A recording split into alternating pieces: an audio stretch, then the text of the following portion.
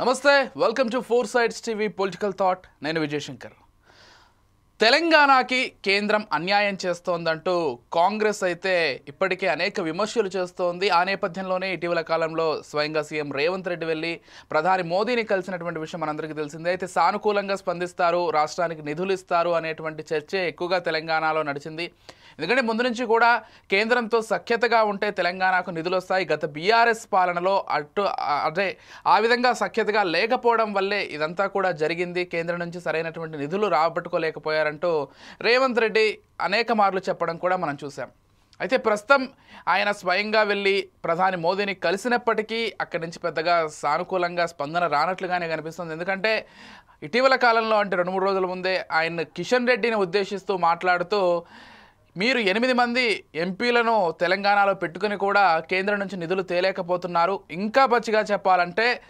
కేవలం కిషన్ రెడ్డి వల్లే రాష్ట్రానికి నిధులు రావట్లేదు కిషన్ రెడ్డి అడ్డుకుంటున్నారు కేంద్రం నుంచి నిధులు రాకుండా అంటూ కూడా ఆయన ఆరోపణలు చేశారు దాంతోపాటుగా ఒకవేళ మీరు నిధులు తీసుకురాగలిగితే తెలంగాణలో ఒక సభ ఏర్పాటు చేసి బహిరంగంగా మీకు సన్మానం కూడా చేస్తామని చెప్పారు దీనికి సంబంధించి కిషన్ రెడ్డి వైపు నుంచి కూడా సవాళ్ళకు ప్రతి సవాళ్ళు వినిపించాయని చెప్పుకోవాలి అసలు ముఖ్యమంత్రి మీరా నేనా అంటూ కిషన్ రెడ్డి ఫైర్ అయ్యారు దాంతోపాటుగా ఒకవేళ నేను కేంద్రం నుంచి నిధులు తీసుకురాకుండా అడ్డుపడుతున్నారని నిరూపిస్తే దేనికైనా సిద్ధమంటూ కిషన్ రెడ్డి కూడా సవాల్ విసిరారు అసలు మొత్తంగా కేంద్రం నుంచి నిధులు సాధించుకోవడానికి కిషన్ రెడ్డి అడ్డుపడడానికి కారణం ఏంటి మొత్తం కూడా బీఆర్ఎస్కి అనుకూలంగా చేయడానికి కేసీఆర్కి పేరు తీసుకురావడానికి కిషన్ రెడ్డి ఈ విధంగా చేస్తున్నారు కిషన్ రెడ్డి బీఆర్ఎస్ అధినేత కేసీఆర్ ఒకటే అంటూ రేవంత్ రెడ్డి ఒక కంక్లూజన్ ఇచ్చే ప్రయత్నం చేశారు అసలు ఈ విషయాలు వాస్తవం ఎంత ఏం జరుగుతోంది ఈ అంశాలకు సంబంధించి ఈరోజు డిబేట్ కొనసాగబోతోంది మనతో పాటు సిద్ధంగా ఉన్నారు అనలిస్ట్ జయరాం గారు వారితో పాటు అనలిస్ట్ శేషు గారు బీజేపీ నుంచి పల్నాడు వెంకటరెడ్డి గారు మరికొద్దిసేపట్లో మిట్టే నర్సయ్య గౌడ్ గారు కూడా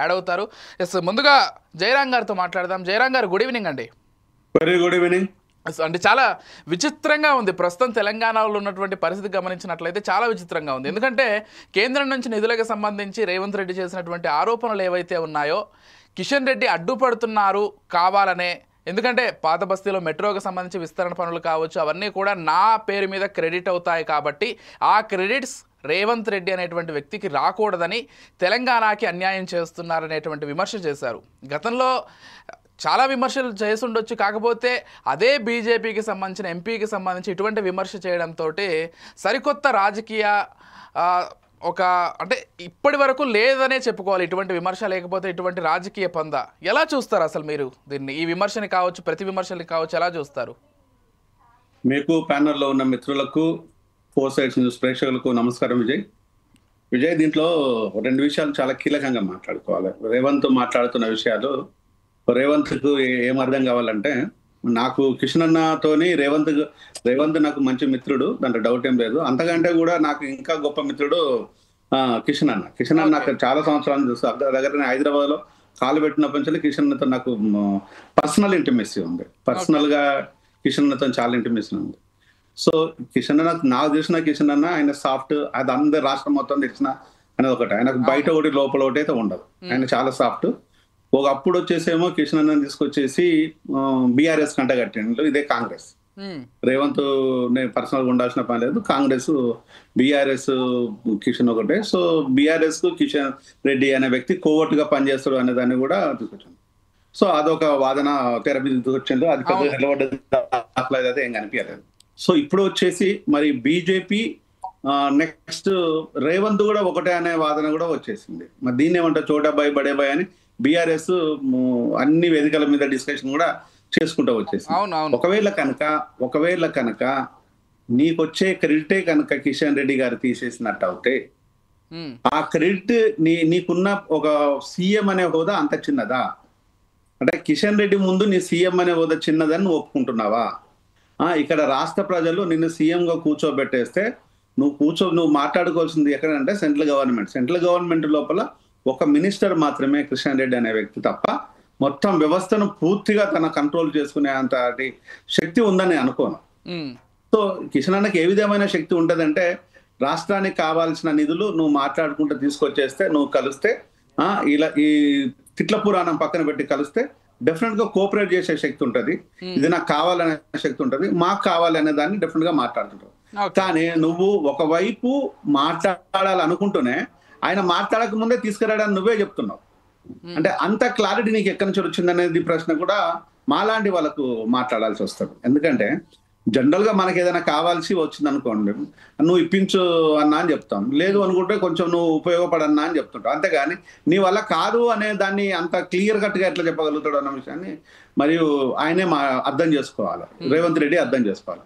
ఇంకొక అంశం వచ్చిందంటే ఏమవుతుందంటే, సో వీళ్ళిద్దరిని విడివిడిగా చూసినట్టు అవుతాయి.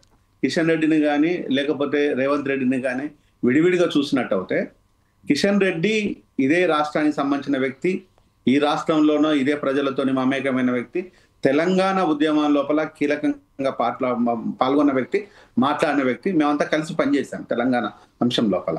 సో రేవంత్ అయితే మాకు ఎక్కడ కనిపించలేదు అనే విషయం అందరు తెలిసిన విషయమే. రేవంత్ అల్లాగ్ సల్లాగున వచ్చిన వ్యక్తి. ఈ రోజు మరి ఆ రోజు సుష్మా స్వరాజ్ గారు మాట్లాడేటప్పుడు కూడా చేసేటప్పుడు కూడా తెలంగాణ బీజేపీ నాయకులను దృష్టిలో పెట్టుకునే మాట్లాడారు, వీళ్ళని కాకుండా మాట్లాడలేదు కదా. మరి ఇది చేయగలిగితే అది ఆపగలిగే శక్తి ఉంటుంది కదా, దాన్ని ఏమంటాం అంటే తెలంగాణ రావడానికి ఉపయోగపడ్డ బీజేపీ తెలంగాణ నిధులు తీసుకురావడానికి బీజేపీలో ఉండే ఒక నాయకుడు మీకు వ్యతిరేకంగా మాట్లాడుతున్నానని చెప్పడం అనేది మీ అసమర్థతన, చేతగాంతనమా, తెలివితక్కువతనమా, లేకపోతే మీరు ఇతరులను కలుపుకోలేని తనమా అనేదాన్ని ఒకసారి మీరు ఆలోచించుకోవాలి. ఒక ముఖ్యమంత్రిగా ఉన్న మీరు ఈ రోజు కలుపుకొని పోవాల్సిన బాధ్యత మీ మీద ఉంది.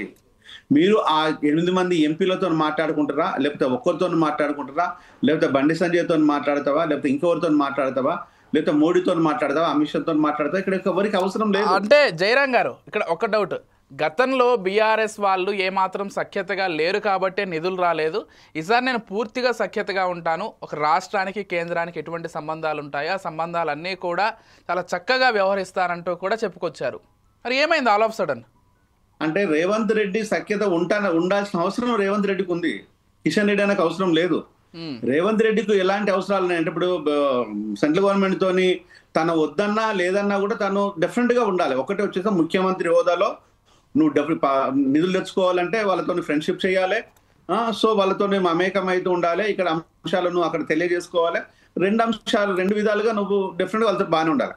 ఇంకొక అంశము ప్రజలలో ఉండే అంశం ఏంటంటే, నీ అన్నదమ్ములు రాష్ట్రం లోపల విచ్చలవిడి వ్యాపారాలు, ఇంకా చెప్పాలంటే దోపిడీ పాల్పడుతున్నారు కాబట్టి రేపు ఈడీలు, సిబిఐలు, ఏసీబీలు రావద్దు అనుకున్నప్పుడు సైక్యతగానే ఉండాలి అనేది ప్రజలు అంటున్నారు. మరి ప్రజలకు ఈరోజు గ్రౌండ్ రియాలిటీ వరకు ఈరోజు అదే మాట్లాడుతుంటారు. దాన్ని ఏం చెప్తుంటారు, నీ అన్నదమ్ములతో పాటు నీ పార్టీ లీడర్లు ఈరోజు 40% కమిషన్ లేకపోతే ఏ పని చేయరన్న విషయాన్ని ప్రజల నుంచి వస్తున్నది. నీ పార్టీలోనే ఉండే కొంతమంది బహిరంగంగానే చెప్తున్నారు, మీటింగ్లు కూడా పెడుతున్నారు. దాన్ని ఏం చెప్పాలి అంటే, ఇక్కడ అధికారం అనేది ఈరోజు విచ్చలవిడి అయిపోయింది. ఓవర్ డెమోక్రసీతోని అందరూ ఈరోజు పెత్తందారులుగా మారిపోయి, ఒకరు మినిస్టర్ అయితే మరొకరు ఇంకొకరు ఒక షాడో మినిస్టర్ గా ఇంకొక వ్యక్తి కుటుంబంలో ఒకరో ఇద్దరు వెలుగుతున్నారు అనేది బహిరంగంగా మాట్లాడుతున్నారు. మరి దాన్ని ఏమనుకోవాలి? ఈ రోజు నువ్వు ముఖ్యమంత్రి అయితే నీ అన్నదమ్ములు ఉప ముఖ్యమంత్రులు కాదు, హోమ్ మినిస్టర్ల వారే, ఉప ముఖ్యమంత్రుల వాళ్ళే, ముఖ్యమంత్రుల వాళ్ళే, ఇంకా అయితే రేపు ఏ సెటిల్మెంట్ లో ఏ ల్యాండ్ దందాలో కూడా వాళ్ళే మాట్లాడుతున్నారు అనేది బహిరంగంగానే మాట్లాడుతున్నారు. నీ పార్టీ ప్రజలే మాట్లాడుతున్నారు. దాన్ని ఏం మాట్లాడతాం అంటే, ఈ రోజు ఒకటని రెండు అనిపించుకోవడం కరెక్ట్ విధానం కాదు. ప్రజలు అన్ని గమనిస్తారు. కిషన్ అన్న మాట్లాడేది గమనిస్తారు, బీజేపీ మాట్లాడేది గమనిస్తారు, కాంగ్రెస్ మాట్లాడేది గమనిస్తారు, రేవంత్ మాట్లాడేది గమనిస్తారు, నేను మాట్లాడేది కూడా గమనిస్తారు. ఇక్కడ మాట్లాడాల్సి వచ్చినప్పుడు డెఫినెట్ గా నువ్వు ఏం చెప్పదలుచుకున్నావు, నీ స్పష్టత ఏంది, నీకు ఏం కావాలి, చలో మోడీ గారు కూర్చో, 1 minute విజయ్, మోడీ గారి ముందు కూర్చో, నీ రాష్ట్రానికి కావాల్సిన నిధులు అడుగుతావా, ఇంకే అవసరాలు అడుగుతావా, అక్కర్లు అడుగుతుంటావా, అన్నాడు. నీకు డిమాండ్ చేసే శక్తి ఉందా లేదా, నువ్వు అక్కడ బలవంతంగా తీసుకొస్తావా, బతిమలాడి తీసుకొస్తావా అనేది ప్రజలకు అక్కర్లేదు కదా. ప్రజలు నిన్ను గెలిపించి నిన్ను పంపించినప్పుడు ఆ గౌరవంతోనే నువ్వు వెళ్ళి మాట్లాడుకోవాలి, నువ్వు కలుపుకొని పోవాలి. ఆ కలుపుకోబోయే ప్రయత్నం అనేది మాటల ద్వారా, చేతుల ద్వారా ఉండాలి తప్పితే నోటి ద్వారా ఏదో నోటితోని పొగిడి నొసలతోని వెక్కిరిస్తున్నట్టుగా ఉండకూడదు అనేది మిత్రుడు రేవంత్ కు నేను సవినయంగాతో పాటు గర్వంగా కూడా దీన్ని సరైన విధానం కాదు అన్నదని చెప్తున్నాను. ఓకే అండి, ఒక్కసారి శేషు గారితో మాట్లాడదాం. శేషు గారు నమస్కారం అండి. శేషు గారు, అంటే ఎలా చూడాలి ఈ వ్యాఖ్యల్ని? అంటే ఇటు బాధబస్తీకి మెట్రో వచ్చినా లేకపోతే మూసీ నది పునరుజ్జీవమైనా ఏది జరిగినా కానీ రేవంత్ రెడ్డి అనేటువంటి ఒక వ్యక్తికి పర్సనల్గా క్రెడిట్స్ వెళ్తాయి కాబట్టి ఆ క్రెడిట్స్ వెళ్ళడం బీఆర్ఎస్కి ఇష్టం లేదు కాబట్టి ఆ బీఆర్ఎస్కి అనుకూలంగా ఉన్నటువంటి కిషన్ రెడ్డి కావాలనే నిధులు రాకుండా చేస్తున్నారనేటువంటి విమర్శని ఎలా చూస్తారు? ప్యానెల్లో ఉన్న వాళ్ళందరికీ నమస్కారం. ఇది క్రెడిట్స్ కి సంబంధించిన అంశం కాదు, రాష్ట్రానికి సంబంధించిన అంశం, బాధ్యతకు సంబంధించినటువంటి అంశంగా మనం గుర్తుపెట్టుకోవాలా. అయితే ఇప్పుడు సమాఖ్య స్ఫూర్తిలో ఏంటి అంటే, కేంద్రము ఒక బలమైనటువంటి కేంద్రము, రాష్ట్రాల యొక్క అభ్యర్థన మేరకు రాష్ట్రాలకు సహకరించాల్సినటువంటి బాధ్యత ఉంటుంది. అది సమాఖ్య స్ఫూర్తికి సంబంధించినటువంటి ఒక రాజ్యాంగబద్ధమైనటువంటి అంశం. ఇది నెంబర్ 1. నెంబర్ 2 ఏంటి అంటే, మనది తెలుగు రాష్ట్రాలు విభజిత రాష్ట్రాలు. ఈ విభజన సందర్భంలో 2 రాష్ట్రాలకు కేంద్రము చట్టం చేసి హామీలు ఇచ్చింది. ఆ హామీల మేరకు ఈ 2 రాష్ట్రాలను ఆదుకోవాల్సినటువంటి బాధ్యత ఉంటుంది. అంటే ఒకటి రాజ్యాంగము, రెండోది బాధ్యత. ఈ 2 అంశాలను దాటి అటు ముఖ్యమంత్రి గాని, ఇటు కేంద్ర మంత్రులు గాని, కేంద్ర ప్రభుత్వం గాని ప్రవర్తించకూడదు అనేది ఇక్కడ మనం గుర్తుపెట్టుకోవాల్సినటువంటి అంశంగా చూడాలి. ఇక ప్రతి సందర్భంలో చాలా సంవత్సరాలుగా మనం వింటున్నటువంటి మాట ఏంటి అంటే, ప్రతి బడ్జెట్ పెడుతున్నప్పుడు కేంద్రము తెలంగాణ రాష్ట్రానికి ఏమి ఇవ్వలేదు అనేటటువంటి ఒక ప్రధానమైన ఆరోపణలు వస్తున్నాయి. 2025-26 బడ్జెట్ ప్రవేశపెడుతున్నప్పుడు కూడా రాష్ట్ర ప్రభుత్వము కొన్ని ప్రతిపాదనలు ఇచ్చింది. 1.63 లక్షల కోట్ల రూపాయల ప్రతిపాదనలు ఇచ్చింది. ఆ ప్రతిపాదనలు ఏమీ ఇవ్వలేదు స్పష్టంగా అనేది బడ్జెట్ అయిన తర్వాత ప్రధానంగా వచ్చినటువంటి విమర్శ. ఇది మొదటిసారి కాదు, అనేక సందర్భాల్లో వచ్చిందనే విషయాన్ని గమనించాలా. అయితే తెలంగాణ రాష్ట్రం ఏర్పాటైన తర్వాత 2014 నుంచి 2018 వరకు అప్పుడు ఉన్నటువంటి బీఆర్ఎస్ ప్రభుత్వము కేంద్రంతో కొంత సఖ్యతతోటే మెదిలింది అనేటటువంటి విషయం మనకు తెలుసు. 2018 తర్వాత రెండోసారి అధికారంలోకి వచ్చిన తర్వాత కేంద్రంతో బీఆర్ఎస్ పార్టీ అంత సఖ్యతగా మెలగకపోవటం వల్ల రాష్ట్రానికి అన్యాయం జరిగింది అని అనుకున్నాం మనం. మన చర్చల్లో అనేక సందర్భాల్లో మనం మాట్లాడాం. అంటే శేషు గారు, ఇక్కడ ఒక విషయం అంటే యాజ్ అనలిస్ట్ గా మీరు ఉన్నారు కాబట్టి ఒక విషయం మీరు ముందు నుంచే చెప్తున్నారు, అన్ని రాష్ట్రాలు కలిపితేనే కేంద్రం అవుతుంది.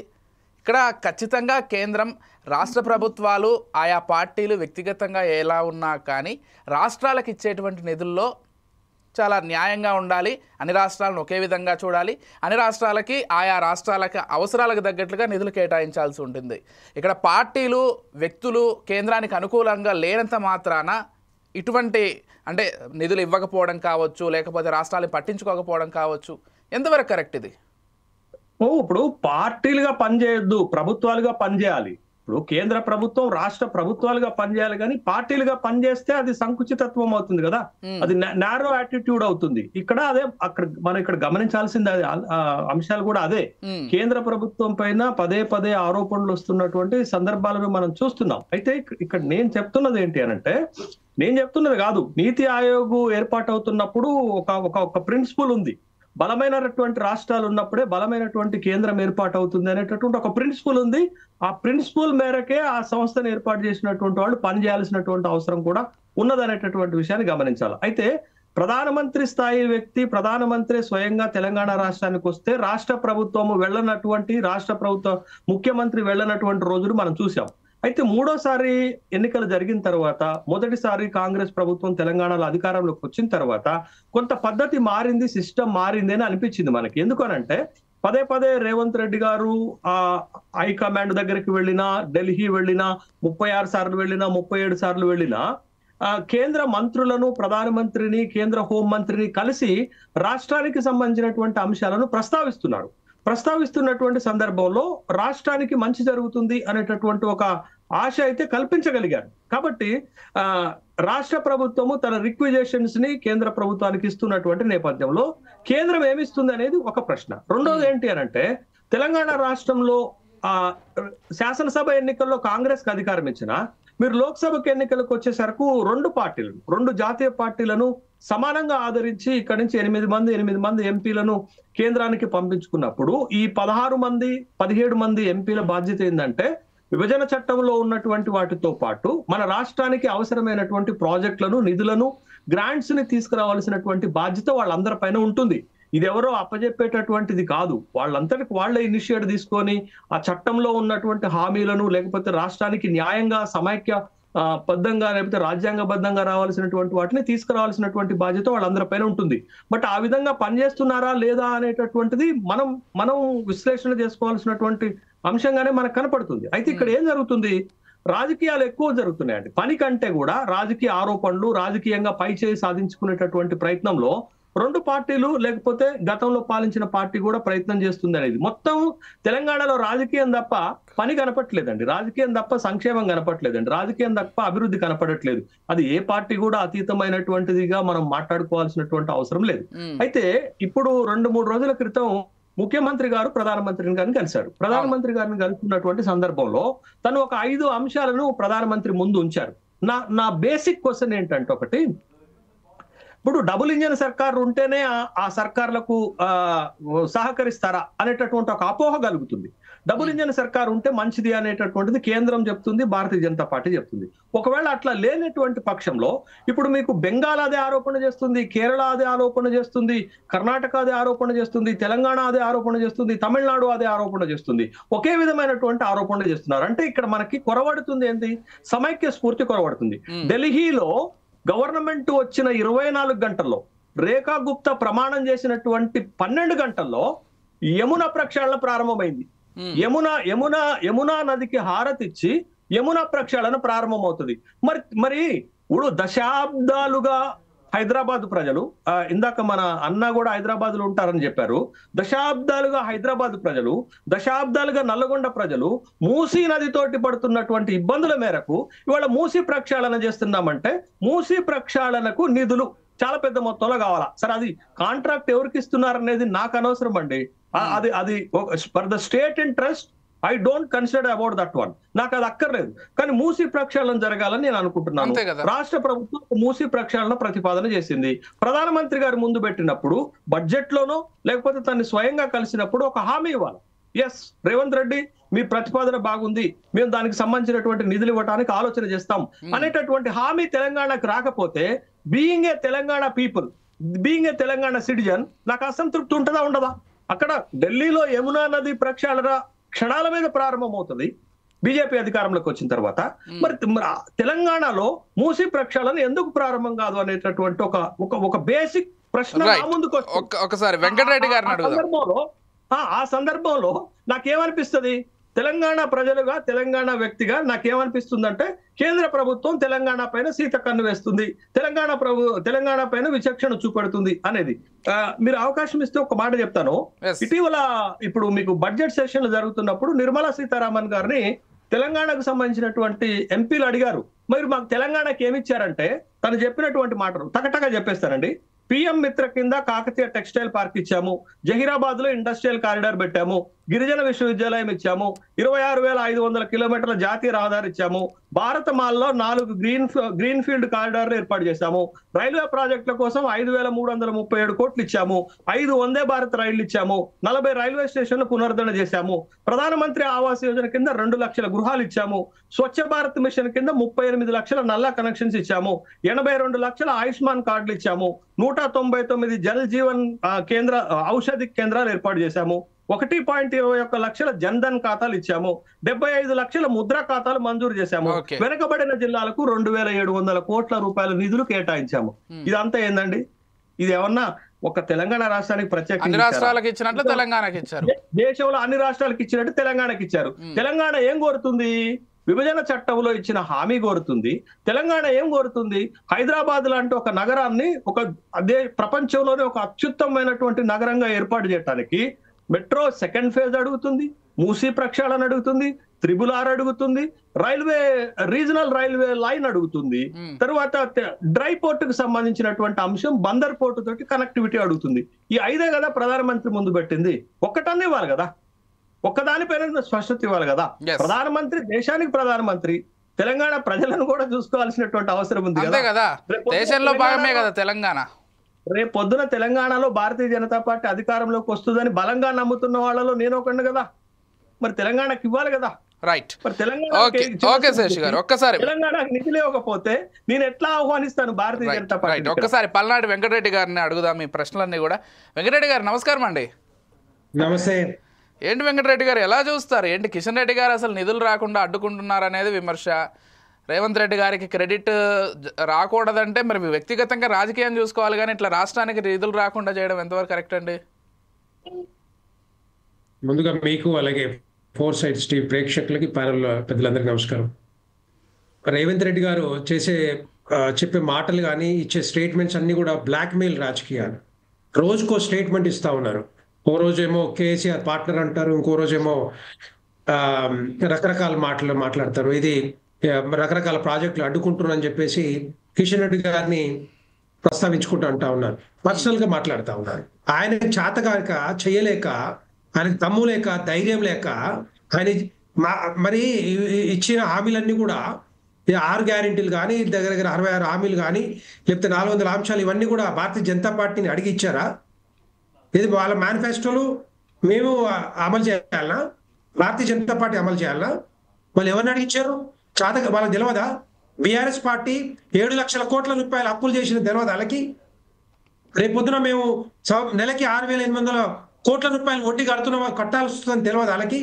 వాళ్ళు ఎక్సర్సైజ్ చేసి వచ్చారా, లేకపోతే వాళ్ళు భారతీయ జనతా పార్టీని అడిగి వచ్చారా? సరే, 6 గ్యారెంటీలు కాదు కదా, 6 గ్యారెంటీల వెంకటరెడ్డి గారు ఒక్క నిమిషం, 6 గ్యారెంటీలకు సంబంధించిన నిధులు ఇవ్వమని నాకు తెలిసి రేవంత్ రెడ్డి గారు వెళ్ళి అడగలేదు. మూసి ప్రక్షాళనకు సంబంధించి అడిగారు, మీరు కాదంటారా, వద్దని చెప్తారా? పోనీ అవుటర్ రీజనల్ రింగ్ రోడ్డుకి సంబంధించి అడిగారు. ఇవన్నీ కూడా ఈ మూసి ప్రక్షాళన కానీ ఇవన్నీ కూడా వచ్చే మొత్తం ఫండ్స్ అన్ని కూడా డైవర్ట్ చేసి వీటి కోసం ఖర్చు పెడతారు. గత బీఆర్ఎస్ హయాంలో చూసాం మనం, 2,50,000 కోట్ల రూపాయలు 2,50,000 ఇండ్లకి మంజూరు చేస్తే 6,000 కోట్లు ఎక్కడ పోయినాయి? ఎక్కడ డైవర్ట్ చేసిరు వీళ్ళు? అడగారా ఎవరు? ఇప్పుడు బీఆర్ఎస్ అధికారంలో ఉన్నప్పుడు బీఆర్ఎస్ అట్లా మీరు ఎట్లా కంక్లూడ్ చేస్తారు? లేదు లేదు వెంకటరెడ్డి గారు, గత బీఆర్ఎస్ పాలనలో వెంకటరెడ్డి ఒక్క విషయం అండి, ఒక్క విషయం. గత బీఆర్ఎస్ పాలనలో వెంకటరెడ్డి గారు, గత బీఆర్ఎస్ పాలనలో నిధులు డైవర్ట్ అయితే అయి ఉండొచ్చు, దాన్ని మీరు బేస్ చేసుకొని ప్రస్తుత ప్రభుత్వానికి నిధులు ఇవ్వకుండా గతంలో అలా చేశారు ఈ రాష్ట్ర ప్రభుత్వం, కాబట్టి ఈసారి ఇస్తే మళ్ళీ డైవర్ట్ చేస్తారు, అందుకని మేము ఇవ్వము, ఇదా సమాధానం? అలాంటిది ఏమి లేదు. దీనికి కూడా టైం వస్తుంది. మీరు చెప్తున్నారు కదా, మీరు చెప్పిన మాట నేను ప్రస్తావిస్తున్నాను. వినండి. వీళ్ళు సబ్మిట్ చేసిందే లేట్ గా సబ్మిట్ చేశారు. డిపిఆర్ ఎప్పుడు సబ్మిట్ చేసారు వీళ్ళు? మూసి ప్రక్షాళనది డిపిఆర్ ఎప్పుడు సబ్మిట్ చేశారు వీళ్ళు? Just before the budget sessions. ఎట్లా అవుతుంది అంటే నాకు అర్థం కావట్లే. 4-5 నెలల ముందు నుంచే మన తెలంగాణ రాష్ట్రానికి కావాల్సిన నిధులు కానీ, ప్రాజెక్టులు కానీ, రైల్వే ప్రాజెక్టులు కానీ రకరకాలుగా ఆ డిపిఆర్లు అన్ని కూడా సబ్మిట్ చేయాల్సిన బాధ్యత ఎవరి మీద ఉంది? భారతీయ జనతా పార్టీ మీద ఉందా? కాంగ్రెస్ ప్రభుత్వం మీద ఉంది. ఇదే రేవంత్ రెడ్డి గారి మీద ఉంది. ఏం చేశారు? నిద్రపోతున్నారా అప్పటి నుండి? ముందు ఇవన్నీ కూడా ముందు పెట్టుకోవాలి. సబ్మిట్ చేయాల్సిన బాధ్యత వీళ్ళ మీద లేదా? డెఫినెట్ గా వస్తాయి. ఎందుకు రావు? వీళ్ళు అడిగితేనే అంత గత 10 సంవత్సరాలుగా బీఆర్ఎస్ పార్టీ కానీ కేసీఆర్ అడిగితేనే నిధులు ఇచ్చారా? దగ్గర 10 లక్షల కోట్ల రూపాయలు ఖర్చు పెట్టి ఈ రోజు ఈ రోడ్లు కానీ, లేకపోతే రోడ్ వేస్ కానీ, హైవేస్ కానీ, రైల్వేస్ కానీ, ఎయిర్వేస్ కానీ ఇవన్నీ ఎట్లా వచ్చినాయి? ఈ తెలంగాణ రాష్ట్రంలో చూసినా కూడా మీరు నార్త్ ఏది స్టేట్స్ లో చూసినా కూడా మీరు చూడండి ఒకసారి పోయి, అక్కడ రోడ్లు ఎట్లా ఉంటాయి, ఇక్కడ రోడ్లు ఎట్లా ఉంటాయో ఖర్చు పెడతా ఉంది.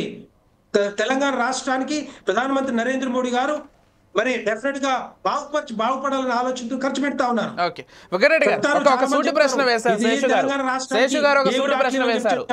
నిన్న మొన్న ఢిల్లీలో అధికారంలోకి వచ్చినటువంటి బీజేపీ యమునా ప్రక్షాళనకు సంబంధించి వెంటనే చర్యలు తీసుకుంటారు, పూజలు చేసేస్తారు, ప్రారంభిస్తారు. తెలంగాణ అడిగితే మాత్రం మూసీకి సంబంధించి ఎందుకు ఇవ్వలేకపోతుంది కేంద్ర ప్రభుత్వం? యమునా నదికి ఢిల్లీ రాష్ట్రం నుంచి నిధులు ఉంటాయి, వాళ్ళు ఖర్చు పెడతారు. కేంద్ర ప్రభుత్వం ఖర్చు పెడతా ఉందా ఇక్కడ? ఈ తెలంగాణ రాష్ట్రంలో ఎవరు చెప్పారు? ఇది మూసీ ప్రక్షాళన ఎవరు చేస్తా అని చెప్పారు? ఇదే కాంగ్రెస్ పార్టీ చెప్పింది కదా, కాంగ్రెస్ ప్రభుత్వం చెప్పింది కదా. ఎందుకు చేయలేకపోతుంది? ఎందుకు చేత కావట్లేదు వీళ్ళకి? రైట్. ఇవన్నీ రకరకాల హామీలు ఇస్తారు, మొత్తం తెలంగాణ ప్రజలందరూ మభ్య పెడతారు, డైవర్ట్ చేసుకుంటూ పోతారు. కనీసం వీళ్ళకి వృద్ధులు కనిపించరు, మహిళలు కనిపించరు, రైతులు కనిపించరు, కూలీలు కనిపించరు, తర్వాత ఈవెన్ రుణమాఫీ కూడా కనిపించదు. చేతగాక, ఆర్థిక పరిస్థితి పెంచుకోలేక, ఇన్వెస్ట్మెంట్లు రాక వీళ్ళు కేంద్ర ప్రభుత్వాన్ని కేంద్ర ప్రభుత్వం మీద, ప్రధానమంత్రి నరేంద్ర మోడీ గారి మీద బురద వెళ్తా ఉన్నారు.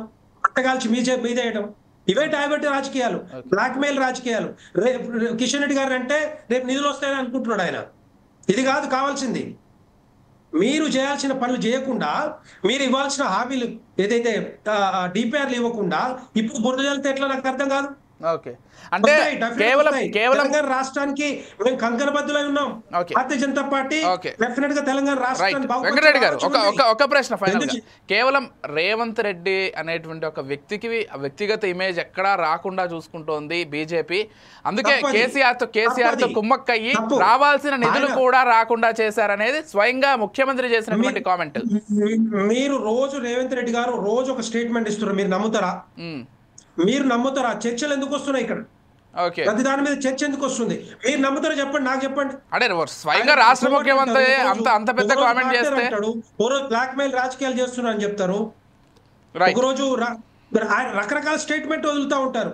ఎంత కూడా మీడియాలో చర్చ జరగాలి, నా పేరు బయట ఎప్పుడు కనపడతా ఉండాలి, నేను టైం పాస్ చేసుకుంటూ పోవాలి. ఇదే గత నెక్స్ట్ 4 years కూడా ఇట్లాగే చేస్తా, ఇంతకంటే ఎక్కువ చేత కాదని చెప్పేసి నేనేమంటున్నానంటే, ఒకవేళ నిజంగానే తెలంగాణ రాష్ట్రం, తెలంగాణ ప్రజలు బాగుపడాలంటే ఇదిగా చేసేది. ఆయన హైడ్రా మీద తీసుకొచ్చిన ఇది కానీ, హైడ్రా తీసుకొచ్చిన విషయం కానీ, మూసి ప్రక్షాళన కానీ, లేకపోతే ల్యాండ్ ఎక్విజిషన్ కానీ, లేకపోతే రకరకాలుగా ఈవెన్ బీసీ కులగణన మీద కూడా నిజంగానే చిత్తశుద్ధి ఉంటే, ఈయన నిజంగానే సైంటిఫిక్ గా చేసి ఉంటే మన బీసీ కుల సంఘాల నుంచి ఎందుకు వ్యతిరేకత వస్తుంది? ఎందుకు వ్యతిరేకత వస్తుంది? సరే ఆ విషయాలు పక్కన పెడదాం. ఒకసారి మనతో పాటు మిట్టా నరసయ్య గౌడ్ గారు కూడా యాడ్ అయ్యారు, వారితో మాట్లాడదాం. ఓకే వెంకటరెడ్డి గారు ఫైన్. మిట్టా నరసయ్య గౌడ్ గారు కూడా యాడ్ అయ్యారు కాంగ్రెస్ పార్టీ నుంచి, వారితో ఒకసారి మాట్లాడదాం. నరసయ్య గౌడ్ గారు నమస్కారం అండి. నమస్తే సార్. సో ఏంటి అసలు నిధులు రాకపోవడానికి ముఖ్యమంత్రి వెళ్ళి అక్కడ ప్రధానమంత్రిని ఒప్పించుకోవడమో, లేకపోతే కేంద్రంతో సఖ్యతగా ఉండడమో, ఇవన్నీ ఒక ఎత్తు. కానీ దీనికి ఏం సంబంధం లేకుండా కిషన్ రెడ్డి వల్ల రాలేదు, లేకపోతే బండి సంజయ్ వల్ల రాలేదు, ఈ కామెంట్స్ అన్ని ఏంటి? విజయ్ గారు చిన్నది ఒక అడగండి. ప్రధానమంత్రి గారు వెళ్ళినప్పుడు మన ప్రాజెక్టులకు ప్రస్తావన వచ్చింది, మాకు ఇది కావాలని చెప్పారు. డెఫినెట్ గా విన్నారు. ఆయన రాహుల్ గాంధీ ఆయనకు అపాయింట్మెంట్ ఇచ్చారో లేదు కానీ ప్రధానమంత్రిగా నరేంద్ర మోడీ గారు అపాయింట్మెంట్ ఇచ్చారు, 10 సార్లు కలుస్తా ఉన్నారు. సరే, అది బానే ఉంది.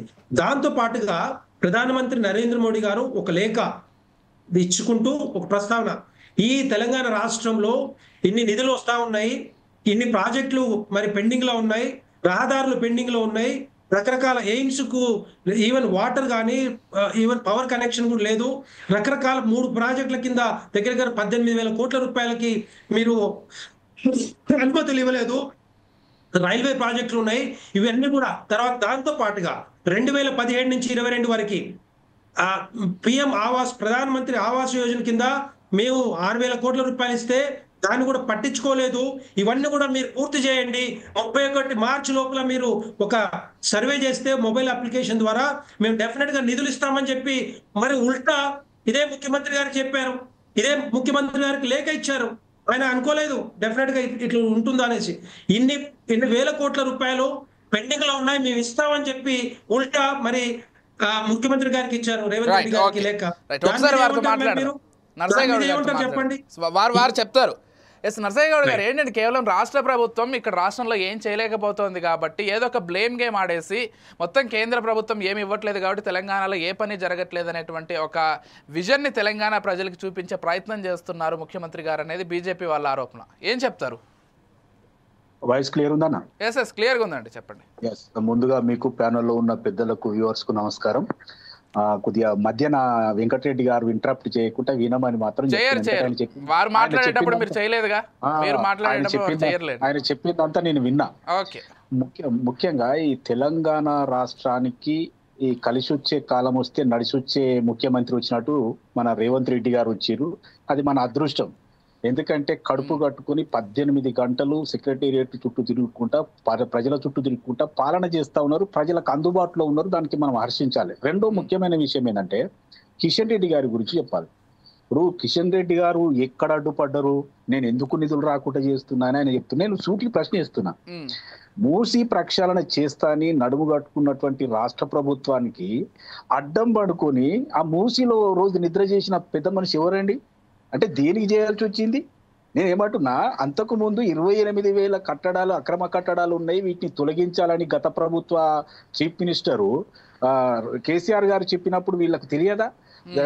కేటీఆర్ ఆదేశించినప్పుడు తెలియదా? అందులో నుంచి తీయాలే, దోమలలో పాములలో ఉన్నారనే విషయం తెలియదా?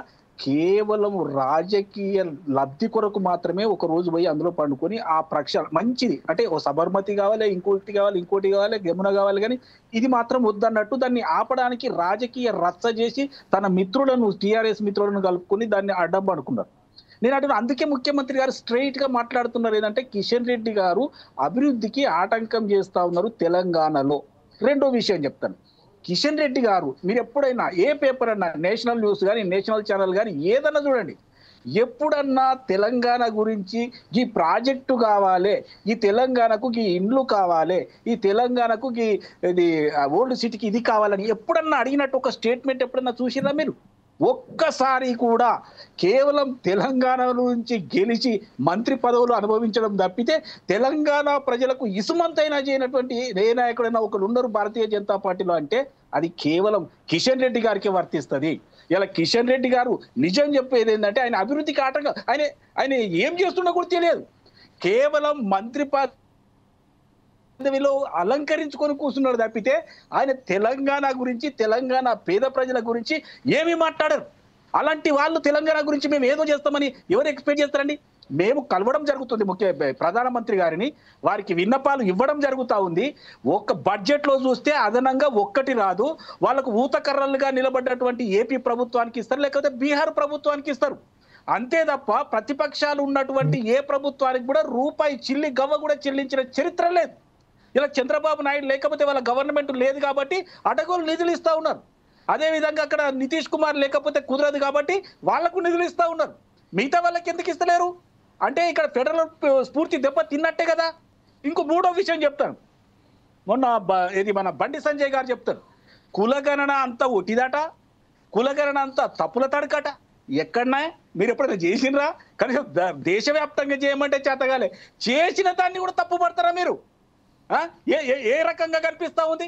మళ్ళీ కూడా 3 లక్షల పైచిలకు కుటుంబాలు రాలేదంటే మళ్ళీ అవకాశం ఇచ్చారు, అందులో 8,000 చిల్లర కుటుంబాలు మాత్రమే వచ్చినాయి. మీరేమి ఇనిషియేట్ తీసుకున్నారు? 1931లో చేసినటువంటి లెక్కల తర్వాత ఈ రోజు రేవంత్ రెడ్డి గారు చరిత్రలో సువర్ణాక్షరాలతో రాసుకోవాలి, రేవంత్ రెడ్డి గారు ముఖ్యమంత్రిగా ఉన్న కాలంలో బీసీలకు కులగణన జరిగిందని. మీరు ఇలాంటి ఏమైనా చేసినరా? ఇదే ప్రధానమంత్రి గారు మన మహిళా బిల్లును ఆమోదించి అటకెక్కించారు 2027 దాకా. అంటే కేవలం రాజకీయ లబ్ధి కొరకు ఎమోషనల్ ఇష్యూస్ తోటి వీళ్ళు ఆడుకోవడం తప్పితే పేద ప్రజలకు అజెండా లేనేలేదు భారతీయ జనతా పార్టీకి. భారతీయ జనతా పార్టీకి సంబంధించి 8 మంది ఎంపీలు ఉన్నారు. ఎవరు ఏ పని చేసిరో చెప్పండి? ఎంతసేపు ముస్లింల మీద అక్కసెల్ల పోసుకొని ఏదో ఒక రాజకీయ లబ్ధి కొరకు బండి సంజయ్ తోటి మాట్లాడించడం తప్పితే కిషన్ రెడ్డి గారు ఒక్క 1% పని కూడా తెలంగాణకు చేయలేదు అనేది అందరికీ తెలిసిన విషయం. ఆయన ఏం చేస్తాడో కూడా తెలియదండి. మరి ముఖ్యమంత్రి గారు అన్నారా మీకు బాధ్యత లేదా? ఇక్కడి నుంచి ఇద్దరు మంత్రులు ఉన్నారు, మొత్తం 8 మంది ఎంపీలు ఉన్నారు. మీరు పోయి ఎందుకు అడిగారు? ఈ తెలంగాణ రాష్ట్రంలో అధికారంలోకి రావాలని చూస్తున్న మీరు ఈ తెలంగాణ ప్రజల గురించి ఎందుకు పట్టించుకోరు? మూసి ప్రక్షాళన గురించి ఎందుకు పట్టించుకోరు? నిధులు ఎందుకు తీసుకురారు? అదే విధంగా బడ్జెట్ పెడితే బడ్జెట్లో నిధులు ఎందుకు రావు? మనకు ఎవ్వరు సపోర్ట్ చేయరు. కేవలం ఉన్నాయి లేని ఊకతప్పుడు ఉపన్యాసాలు, ఎందుకంటే వీళ్ళకు ట్రైనింగ్ గట్టిగా ఉంటుంది ఆర్ఎస్ఎస్లో, ఆ ముచ్చట్లని చెప్తా ఉంటారు తప్పితే తెలంగాణ ప్రజలకు ఏమైనా చేయాలంటే కాంగ్రెస్ ప్రభుత్వం మాత్రమే చేస్తుంది. కాంగ్రెస్ ప్రభుత్వమే శ్రీరామ రక్ష. కాంగ్రెస్ ప్రభుత్వం మేనిఫెస్టోలో సామాన్యులు ఉంటారు. ఇదే భారతీయ జనతా పార్టీ మేనిఫెస్టోలో ఎమోషనల్ ఇష్యూస్ బడాబాబులు తప్ప ఎవరు ఉంటారు. కాబట్టి వాళ్ళు చేస్తున్నారని అనుకోవడం కూడా పొరపాటే.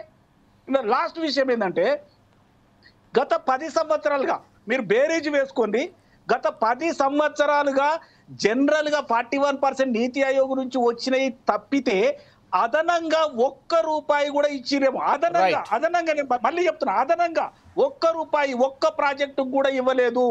దాని పరంగా వచ్చే నిధులు కూడా తక్కువగా ఉన్నాయి. దాని పరంగా ఇచ్చే నిధులు కూడా సరి అయిన టైంకు ఇవ్వటం లేదు. 10 సంవత్సరాల్లో ₹1 అదనంగా ఎవరైనా కిషన్ రెడ్డి గారు తెచ్చిండేమో అడగండి. కిషన్ రెడ్డి గారు మంత్రిగా ఉంటారు, ఇప్పుడు అధ్యక్షుడిగా ఉంటారు, కీలక నేతగా ఉంటారు. ఒక్క మాట మాట్లాడు, ఇంకా ఆయన అడ్డుపడకపోతే ఏమంటారండి? అభివృద్ధికి అడ్డం కాకపోతే కిషన్ రెడ్డి నిలువెట్లుంటాడు అంటున్నాను. ₹1 నేను అంటున్నా, ₹1 అదనంగా ఏ స్కీమ్ కు తెచ్చిండో అడగండి. కాబట్టి నేను ఒకటే అంటున్నా, రేవంత్ రెడ్డి గారు ఏదైతే చెప్పిండ్రో అది 100% అక్షరాల నిజం. ఇవాళ భారతీయ జనతా పార్టీని అడిగి మేము ఇచ్చినమా అని అడుగుతున్నారు. మీరు నెరవేరిస్తే అయ్యేటి కావు, మీ ఎజెండాలలో లేవు. మేము రుణమాఫీ అన్నాం, రుణమాఫీ చేస్తా ఉన్నాం. 6 గ్యారెంటీలకు ఒక్కొక్కటిగా నెరవేర్చుకుంటూ వస్తా ఉన్నాం.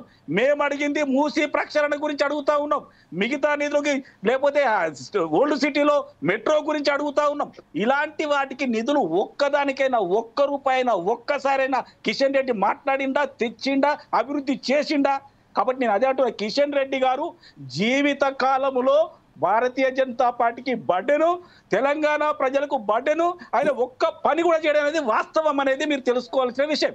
రైట్ ఒక్కసారి జయరాం గారితో మాట్లాడదాం. జయరాం గారు, ఏంటండి ఎలా చూస్తారు అసలు? కేంద్ర ప్రభుత్వం రాష్ట్రానికి ₹1 కూడా ఇవ్వట్లేదని వీళ్ళు చెప్తున్నారు. రాష్ట్ర ప్రభుత్వం డిపిఆర్లు ముందుగా సమర్పించలేదు కాబట్టి నిధులు రాలేదని బీజేపీ వాళ్ళు చెప్తున్నారు. అసలు ఎలా చూస్తారు? అసలు కేంద్ర ప్రభుత్వం సరే గత బీఆర్ఎస్ పాలనలో వచ్చినటువంటి నిధులు ఇవన్నీ వదిలేద్దాం.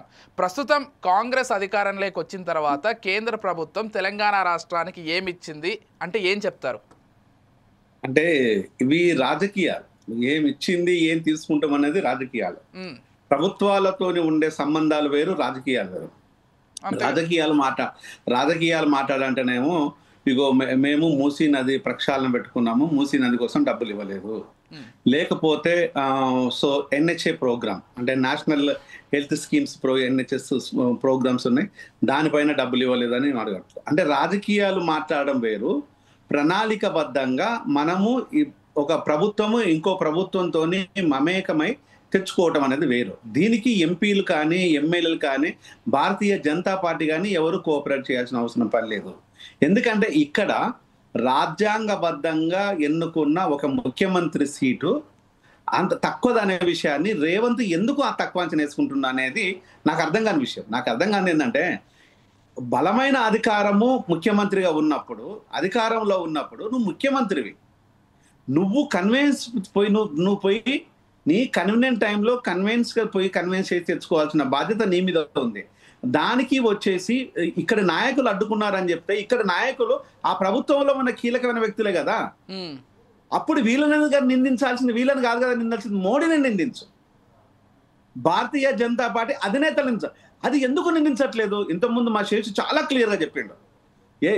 అంటే ఎందుకు భారతీయ జనతా పార్టీ ఇతరులను అంటే తక్కువగా చూస్తుందంటే, మనము ఏదైతే దక్షిణ ప్రాంతాలని ముఖ్యంగా సదరన్ స్టేట్స్ లో చూసినట్టయితే డెఫినెట్ గా సెంట్రల్ గవర్నమెంట్ ఏది ఉన్నా కూడా ఆ డిఫిషియన్సీ అనేది మన కళ్ళ ముందు కనిపిస్తుంటుంది. ఇది ఇప్పుడు కాదు, గత 70 ఏళ్ల నుంచి ఇది ఉన్న విషయం. అంటే జయరాం గారు, మీరు అడిగిన దానికి ఒక విషయం, స్వయంగా మోదీని నిందించినా, స్వయంగా మోదీని క్వశ్చన్ చేసినా వచ్చేవి కూడా రావేమో, కింది స్థాయి నాయకులను నిందిస్తే వీళ్ళు ఏమైనా పోరాడతారేమో, మరి ఈ మైండ్ సెట్ ఉందేమో, ఈ ఆలోచన. లాజిక్ చెప్తాను, మోడీ నిందించే దమ్ము రేవంత్కు లేదనే విషయాన్ని అది నేను చాలా సందర్భాలు ఎప్పుడు కూడా చెప్తాను. ఇక్కడ సదరన్ స్టేట్స్ కి రావటం లేదన్న విషయాన్ని కాంగ్రెస్ ఉన్నా, లేని పక్షం లోపల ఎన్డీఏ ఉన్నా, యూపీఏ ఉన్నా, ఏదున్నా కూడా చర్చలేండి మొండి చేయి చూపిస్తుందన్న విషయాన్ని ఇది నాటుకుపోయిన విషయం, కొత్తగా విషయంగా నాటుకుపోయిన దాన్ని తెచ్చుకోవాల్సిన బాధ్యత ఎవరికి ఉంది అంటే ఇక్కడ ఉన్న ముఖ్యమంత్రుల మీదే ఉంటే తప్పితే అక్కడ బీజేపీ నాయకులు ఇక్కడ ఉన్న వాళ్ళ మీద ఉండదు. అది ఉన్నది అంటే రేవంత్కు రాజకీయాలు తెలియవు అని అనుకోవాల్సి వస్తుంది. ఇది రాజ్యాంగబద్ధమైన పదవి ఇంపార్టెంటా, లేకపోతే ఒక ప్రభుత్వంలో బాధ్యతలు వహించి ఒక మంత్రి ఇంపార్టెంటా? అది కదా చూడాల్సింది.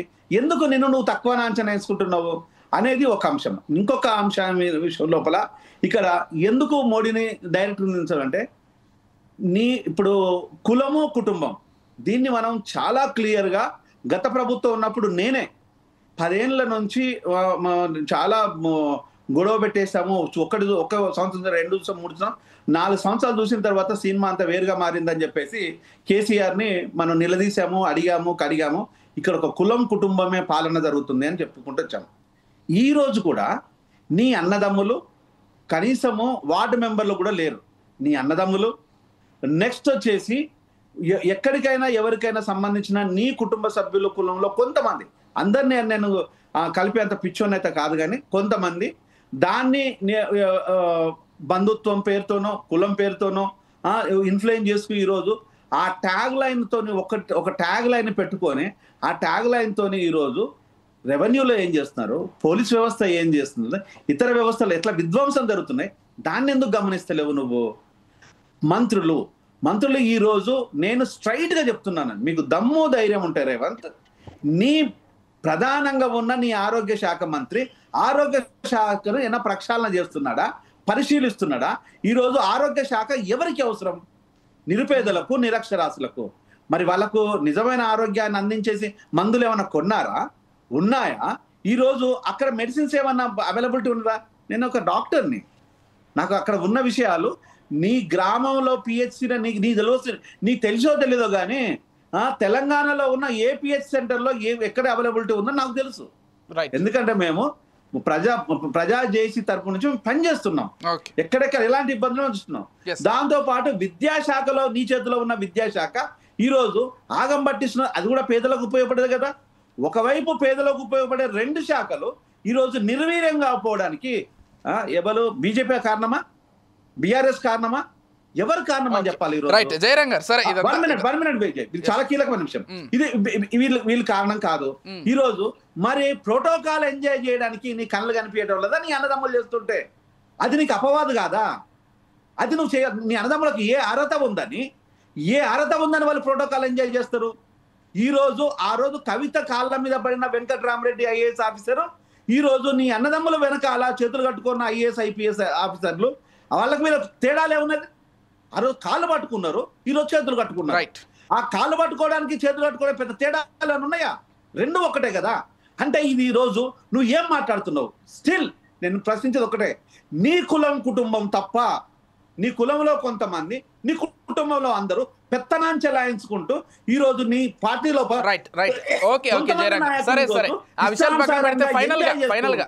ఒకటే క్వశ్చన్, రేవంత్ రెడ్డి అనేటువంటి ముఖ్యమంత్రికి చేతగాక, లేకపోతే ఆయన చేసుకోలేక నిధులు రావట్లేదా, లేకపోతే బీజేపీ కూడా అందులో కొంత భాగంగా నిధులు ఇవ్వకుండా ఉండడానికి బీజేపీ కూడా కొంత కారణమా?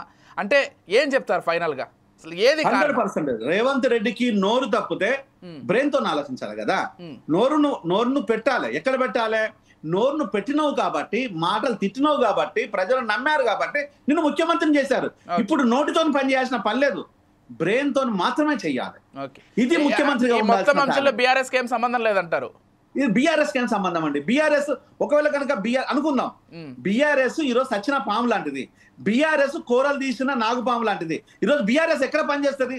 బీఆర్ఎస్ అంత ఇన్ఫ్లుయెన్స్ ఉంటే మరి 3 ఎమ్మెల్సీ లోపల క్యాండిడేట్ ఎందుకు నిలబెట్టుకోలేదు? అది కూడా బీజేపీకి సపోర్ట్ అంట. చేస్తాయండి రాజకీయాలు. అదే చెప్తున్నాను, రాజకీయం అంటేనే డైరెక్ట్ నో ఇండైరెక్ట్ నో వాళ్ళని వాళ్ళు కాపాడుకోవాలి ఇస్తారు. నువ్వు చోటే బాయ్ బడే బాయ్ అనేది అప్పుడు విపరీతమైన ట్రోల్ అయిపోయింది. మనం అప్పుడు మోడీ గారి దగ్గర నువ్వేం లాలుచిపడ్డావు? నువ్వెందుకు అంటే ఆ రోజు మేమంతా ఏం మాట్లాడబట్టే ముఖ్యమంత్రిగా ప్రధానమంత్రి వచ్చినప్పుడు ప్రోటోకాల్ ఉన్నప్పుడు పోయి అటెండ్ కావాల్సిన బాధ్యత ఉందని చెప్పినాం, మేము దాన్ని తిప్పికొట్టినాం. బీఆర్ఎస్ అదే మాట్లాడింది. వెంకటరెడ్డి గారు ఏదో మాట్లాడాలి, మాట్లాడితే అది మాట్లాడితే పిచ్చోళ్ళం కాదు కదా మేము. వెంకటరెడ్డి గారు ఏదో చెప్పాలనుకుంటున్నారు, కంక్లూడ్ కూడా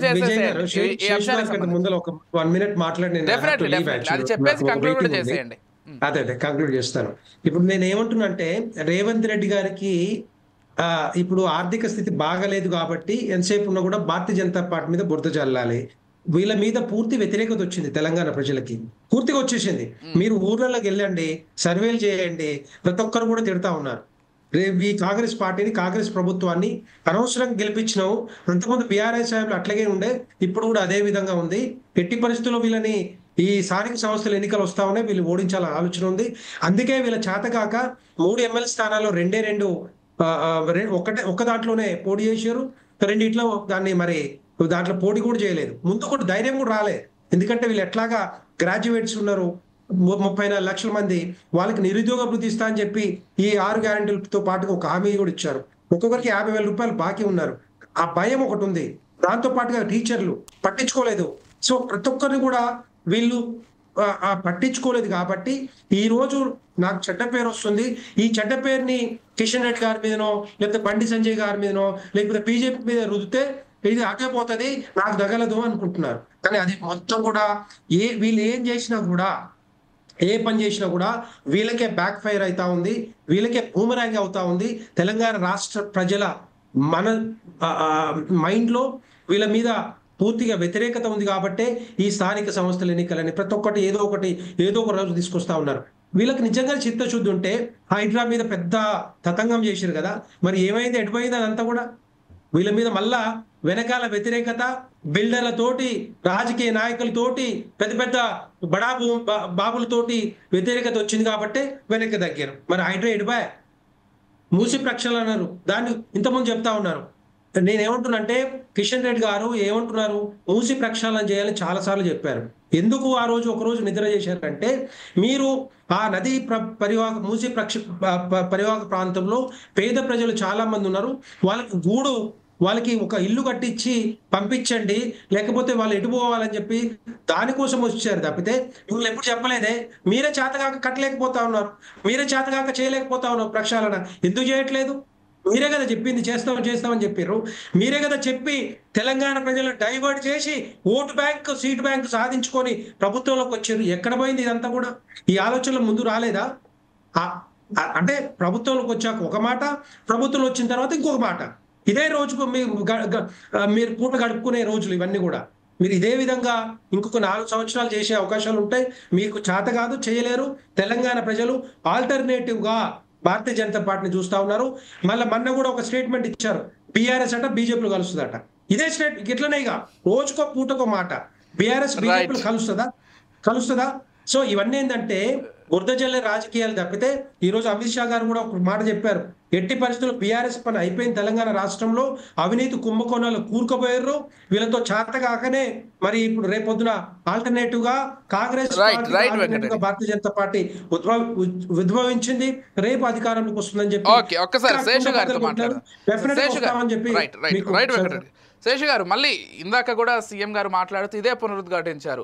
కేవలం కిషన్ రెడ్డి వల్లే నిధులు రావట్లేదని చెప్పారు. కాజీపేట ఏదైతే కోచ్ వచ్చిందో అది కూడా నేను కష్టపడ్డాను కాబట్టి ఈరోజు తెలంగాణకు వచ్చింది, అసలు కేంద్రం ఏమి ఇవ్వట్లేదు, నేను చాలాసార్లు అడిగితేనే అది ఇచ్చింది కాబట్టి ఆ క్రెడిట్స్ కూడా నాకే వస్తాయంటూ ఆయన పునరుద్ఘాటించారు. మళ్ళీ కిషన్ రెడ్డి పైన అదే కామెంట్స్ ఆయన కంటిన్యూ చేస్తూ సమర్థించుకున్నారు కూడా. ఎలా చూస్తారండి ఫైనల్గా ఈ అంశానికి సంబంధించి ముఖ్యమంత్రి కిషన్ రెడ్డికి మధ్య జరుగుతున్నటువంటి ఈ మాటల యుద్ధానికి సంబంధించి ఫైనల్గా ఒక్క మాటలో చెప్పదలుచుకుంటే ఏం చెప్తారు? ఇప్పుడు ఇద్దరు చాలా కీలకమైనటువంటి బాధ్యతల్లో ఉన్న వ్యక్తులే. ఒకళ్ళు కేంద్ర కేబినెట్ మంత్రిగా ఉన్నారు, ఇంకొకళ్ళు రాష్ట్రంలో ప్రధాన ముఖ్యమంత్రిగా ఉన్నారు. ఇద్దరు కలిసి పనిచేస్తే, 2 ప్రభుత్వాలు కలిసి పనిచేస్తే రాష్ట్రానికి మంచిది, సమన్వయంతో పనిచేస్తే రాష్ట్రానికి మంచిది. బట్ ఆ సమన్వయం దెబ్బతిన్నట్లుగానే మనకు కనపడుతుంది. ఎందుకంటే ముఖ్యమంత్రి గారు ప్రధానమంత్రి గారిని కలిసినప్పుడు ప్రధానమంత్రి గారు కూడా ఒక 5 అంశాలు ముఖ్యమంత్రి దృష్టికి తీసుకొచ్చారు. ఒకటి ఏంటి అని అంటే, నక్సల్స్ ప్రభావిత ప్రాంతాల్లో మొబైల్ కనెక్టివిటీకి సంబంధించి ఒకటి, తర్వాత జాతీయ రహదారుల నిర్మాణానికి అటవీ అనుమతులు ఒకటి, రెండోది రైల్వే లైన్లు వేయడానికి కావాల్సినటువంటి అటవీ అనుమతులు ఒకటి, నాలుగోది ప్రధానమంత్రి ఆవాస్ యోజన కింద 70,000 ఇళ్ల సంగతి ఏంటది, మీ దగ్గర అది నిర్మాణంలోకి సరిగా రాలేదనేటటువంటి విషయంతో పాటు ఇంకొక అంశాన్ని కూడా ముఖ్యమంత్రి గారి దృష్టికి తీసుకొచ్చినట్లుగా మనకి ఒక 5 అంశాలు వాళ్ళ దృష్టికి తీసుకొచ్చినట్లుగా మనకి కనపడింది. బట్ ఈ 5 అంశాలలో ఒకటి కీలకమైనది, రివైజ్డ్ ఎస్టిమేట్స్ ఇవ్వండి అని అన్నారు. ఏది? దేవాదుల ప్రాజెక్టు, భీమా ప్రాజెక్టు విషయంలో, ఎస్ఆర్ఎస్పి సెకండ్ ఫేజ్ విషయంలో రివైజ్డ్ ఎస్టిమేట్స్ ఇవ్వండి అని అన్నారు. అంటే మనకి ఇవన్నీ మనం కలగలిపి చూస్తే మనకి ఏమర్థమవుతుంది, తెలంగాణ రాష్ట్ర ప్రభుత్వము కేంద్ర ప్రభుత్వం 2 సమన్వయంతో పని చేయటం లేదు. పని చేయకపోవటం వల్ల అల్టిమేట్ గా తెలంగాణ రాష్ట్రానికి నష్టం జరుగుతుంది అనేటటువంటి విషయం. ఒకటి, రాష్ట్ర ప్రభుత్వము పర్ఫెక్ట్ డిపిఆర్స్ పంపాలా, ప్రపోజల్స్ పంపాలా. ఆ ప్రపోజల్స్ పైన కేంద్ర ప్రభుత్వం పరిశీలన చేయాలా, అవసరం మేరకు నిధులు ఇవ్వాల్సిన అవసరం ఉంటుంది, గ్రాంట్స్ ఇవ్వాల్సినటువంటి అవసరం ఉంటుంది. బట్ అది ఎక్కడో సమన్వయం లోపించటం వల్ల 2 ప్రభుత్వాల మధ్య తెలంగాణ రాష్ట్రానికే కదా నష్టం జరిగేది. రెండోది, ముఖ్యమంత్రి గారికి చాలా బాధ్యత ఉంటుందండి. మనం ఏ మాట కామాట చెప్పుకోవాలి, ముఖ్యమంత్రి గారికి చాలా బాధ్యత ఉంటుంది. కేంద్ర ప్రభుత్వంతో ఘర్షణాత్మక వైఖరి పెట్టుకుంటే రాష్ట్రానికి నష్టం జరుగుతుంది, మన ప్రభుత్వానికి నష్టం జరుగుతుంది. కాబట్టి ఎంతసేపటికి కేంద్రంతో కార్డియల్ రిలేషన్ మెయింటైన్ చేస్తూ మనకి రావాల్సినవి హక్కుగా రాజ్యాంగబద్ధంగా తీసుకోవాల్సి ఉంటుంది. రెండోది, ముఖ్యమంత్రి గారు కిషన్ రెడ్డి పైన ఈ ఆరోపణలు చేయటం వల్ల రాష్ట్రానికి మంచిదా? రాజకీయంగా మంచిదే. రాజకీయంగా 2 పార్టీల మధ్య మాట్లాడుకోవటానికి, ఛాలెంజ్లు విసురుకోవటానికి పనికొస్తుంది. ఈ ఛాలెంజ్ ఒక్క నిమిషం విజయ్ ఒక్క నిమిషం, ఈ ఛాలెంజ్ చేయాల్సింది మహేష్ కుమార్ గౌడ్ చేయాలి. ముఖ్యమంత్రి రేవంత్ రెడ్డి గారు కాదు, మహేష్ కుమార్ గౌడ్ గారు చేస్తే బాగుంటుంది. కానీ ఏకంగా ముఖ్యమంత్రి గారే, ఒక ప్రోటోకాల్ ఉన్నటువంటి ఒక ప్రభుత్వ ప్రతినిధి అయినటువంటి ముఖ్యమంత్రి గారే డైరెక్ట్ గా ఇట్లాంటి అటాక్స్ చేయటం వల్ల రాష్ట్రానికి నష్టం జరుగుతుంది, రెండు ప్రభుత్వాల మధ్య గ్యాప్ పెరుగుతుంది. కాబట్టి అట్లా కాకుండా పార్టీలు రెండు విమర్శించుకోవచ్చు, పార్టీలు రెండుగా మాట్లాడుకోవచ్చు, పార్టీలు ఎంతైనా విమర్శ చేసుకోవచ్చు, పార్టీలు రాజకీయం చేయొచ్చు, కానీ ప్రభుత్వాలు చేయకూడదు. కానీ అది మిస్ అవుతుంది, ఆ సెన్సిటివ్నెస్ మిస్ అవుతుంది, ఆ లైన్ ఆఫ్ బార్డర్ మిస్ అవుతుంది. కాబట్టి మనకి తెలంగాణ రాష్ట్రానికి నష్టం జరుగుతుంది. వాస్తవంగా చెప్తున్నాను, కేంద్ర ప్రభుత్వం నుంచి మనకి రావాల్సినటువంటి నిధులు కానీ, గ్రాంట్లు కానీ, ప్రాజెక్టులు కానీ, జాతీయ హోదాలు కానీ తెచ్చుకోలేకపోతున్నాం. దానికి కారణం ఏంటి అని అంటే, బట్ రెండు వైపుల నుంచి సమస్య ఎదురవుతుంది. ముఖ్యంగా రాష్ట్ర ప్రభుత్వం జాగ్రత్తగా ఉండాలి. ఎందుకనంటే మనం తీసుకునేటటువంటి దాంట్లో ఉన్నాం కాబట్టి. ఇప్పుడు సపోజ్ ఉదాహరణకు మీకు రంగారెడ్డి పాలమూరు ప్రాజెక్ట్ ఉందండి, కాళేశ్వరం పక్కన పెట్టండి. మనం ఆన్ గోయింగ్ ప్రాజెక్టులలో తెలంగాణలో అత్యంత కీలకమైనటువంటి project Palamuru Rangareddy project. DPR reject అయింది. 38,000 కోట్ల రూపాయల ప్రాజెక్టు మీద ఖర్చు పెట్టిన తర్వాత డిపిఆర్ రిజెక్ట్ అయింది. మనం కనీసం ఈ ప్రాజెక్ట్ కి నిధులన్నీ ఇవ్వండి, జాతీయ హోదా ఇవ్వమని అడుగుతున్నాం.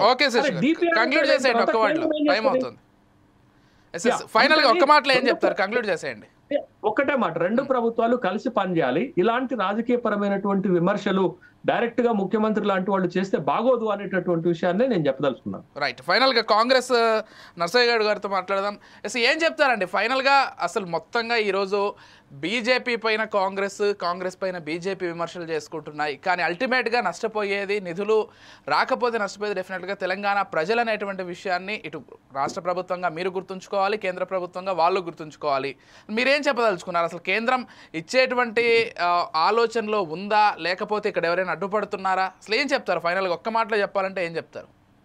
సార్, ఇప్పుడు గత ప్రభుత్వంలో కార్డియల్ రిలేషన్ లేకనే నిధులు రాలేదనేది మా ప్రభుత్వం గుర్తించింది. కాబట్టి ఇమీడియట్ గా బడే బాయ్ అనుకున్నాం, మేము చోటే బాయ్ అనుకున్నాం, కలిసిపోదాం అనుకున్నాం, ప్రభుత్వం నుండి ప్రభుత్వం కలిసి పనిచేయాలనుకున్నాం. చాలా సార్లు వాళ్ళందరినీ కూడా కలవడం జరిగింది, రిక్విజిషన్లు ఇవ్వడం జరిగింది. అయినప్పటికీ కూడా కీలకమైన విషయాలు ఎప్పుడైతే వాళ్ళ దృష్టికి తీసుకొచ్చి ప్రెషర్ పెడుతున్నామో, అప్పుడు ఎప్పుడు కూడా మీరు చూడనటువంటి విషయం మొన్న ముఖ్యమంత్రి గారు కలిసినప్పుడు జరిగింది. ఉల్టా ఆయనే ఈ 5 చేయమని ఉల్టా మన ప్రధానమంత్రి గారు ఇవ్వడము. ఇంతకుముందు మనం ఎప్పుడైనా చూసినా మీ దృష్టి కూడా వచ్చి ఉండదు, శిశు గారి దృష్టి కూడా వచ్చి ఉండదు. బట్ నేను ఏమంటున్నానంటే, దీనికి కారణం ఎవరండి?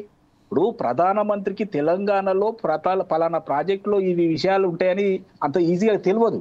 అంటే స్థానిక భారతీయ జనతా పార్టీ నాయకులు క్యాబినెట్ లో ఉండి, మీరు ఎట్లాగో మనం నిధులు ఇవ్వలేకపోతున్నాం, దాన్ని బదనాం చేయాలంటే ఇది అడగమని చెప్పేసి ఇచ్చినట్టుగా ఉంది, కౌంటర్ చేసినట్టుగా ఉంది. తప్పితే నిధుల విషయమే మర్చిపోయింది కేంద్ర ప్రభుత్వం.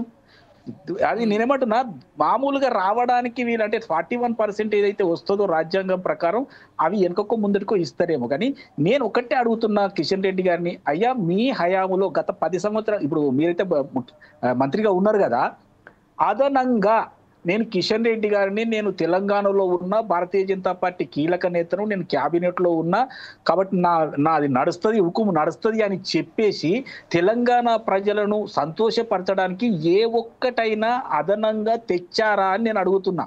కాబట్టే నిధులకు ఆటంకం జరగడానికి ఇక్కడ నుండి రాజకీయం చేస్తున్నటువంటి కిషన్ రెడ్డి గారిని ఈ మాటలు అనడంలో సబబే.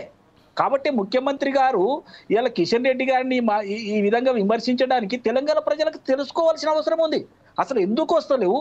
ఎన్నిసార్లు పోయి కలిసినామండి ప్రధానమంత్రి గారిని, మిగతా మంత్రులను వరుసగా కలుస్తా ఉన్నాం, భేషజాలు లేకుండా బడే భయాన్ని పోయి మేము కలుస్తా ఉన్నాం. కలిసినప్పటికీ కూడా నిధులు ఇవ్వకపోగా ఉల్టా ఇక వీరే రిక్విజిషన్స్ ఇచ్చినట్టు ఇవ్వడం అంటే దీని వెనుక కిషన్ రెడ్డి గారి పాత్ర ఉందనేది స్పష్టం కదా, బండి సంజయ్ గారి పాత్ర ఉందనేది స్పష్టం కదా, వీళ్ళు నిధులు ఇవ్వడానికి అడ్డం పడుతున్నారనేది వాస్తవం కదా. ఈ విషయాలు తెలంగాణ ప్రజలకు తెలియాలి కాబట్టే ఈ రకంగా మేము స్పందించడం జరుగుతుంది. నేను ఒకటే రిక్వెస్ట్ చేస్తున్నా, కిషన్ రెడ్డి గారు, మీ పార్టీ ఇక్కడ అధికారంలోకి రావాలని మీరు ఉవ్విళ్ళు ఊరుతున్నారు కదా, కాబట్టి కనీసం తెలంగాణ ప్రజలు మీకు 8 ఎంపీ సీట్లు ఇచ్చారు, అది మీరు మర్చిపోవద్దు. 8 ఎమ్మెల్యే సీట్లు ఇచ్చారు, అది మీరు మర్చిపోవద్దు. దానివల్ల మీకు కేంద్రంలో 2 మంత్రి పదవులు అనుభవిస్తా ఉన్నారు, అది కూడా మర్చిపోవద్దు. మీరు ఎప్పుడు కూడా నిధుల గురించి ఒక్కసారి కూడా తెలంగాణ ప్రజలకు చెప్పింది లేదు, తెచ్చింది లేదు, ఇచ్చింది లేదు. కాబట్టి ఇప్పటికైనా మీరు కళ్ళు తెరిచి ప్రధానమంత్రి గారితో మాట్లాడి ఈ పెండింగ్ నిధులు ఏదైతే ఉన్నాయో అవి ఇమీడియట్లీ ఇప్పించి తెలంగాణ ప్రజల కష్టాలు తీర్చాలని చెప్తా ఉన్నా. లేదు అంటే మీకు విమర్శలు తప్పాయని హెచ్చరిస్తాను. Thank you so much Narasayya Goud garu, Seshu గారు, జయరాం గారు, అదేవిధంగా వెంకటరెడ్డి గారు, థ్యాంక్ యూ సో మచ్ అండి. ఏదేమైనప్పటికీ విమర్శలు ప్రతి విమర్శలు పక్కన పెడితే రాష్ట్ర ప్రభుత్వం తరపున కేంద్రం దగ్గరికి వెళ్ళి ఖచ్చితంగా నిధులు కావాలని పోట్లాడాల్సినటువంటి బాధ్యత రాష్ట్ర ప్రభుత్వానికి ఉంటుంది. ఇవ్వాల్సినటువంటి బాధ్యత అటు కేంద్ర ప్రభుత్వానికి కూడా ఉంది డెఫినెట్గా. ఎందుకంటే ఇటు ఆంధ్రప్రదేశ్ కావచ్చు, తెలంగాణ కావచ్చు, రెండూ కూడా విడిపోయినటువంటి రాష్ట్రాలు, నూతనంగా ఏర్పడినటువంటి రాష్ట్రాలు కాబట్టి అది కూడా పార్లమెంటు సాక్షిగా విభజన హామీలు ఏవైతే ఉన్నాయో అవన్నీ కూడా నెరవేర్చాల్సినటువంటి బాధ్యత ఖచ్చితంగా కేంద్ర ప్రభుత్వం పైన ఉంటుంది. కుంటి సాగులు చెప్పకుండా ఖచ్చితంగా ఇప్పటికైనా కానీ రాష్ట్ర ప్రభుత్వం, కేంద్ర ప్రభుత్వం సమన్వయపరుచుకుంటూ నిధులను తీసుకొచ్చి తెలంగాణ అభివృద్ధికి దోహదపడాలని కోరుకుందాం. ఇది ఇవాల్టి political thought. Keep watching 4 Sides TV.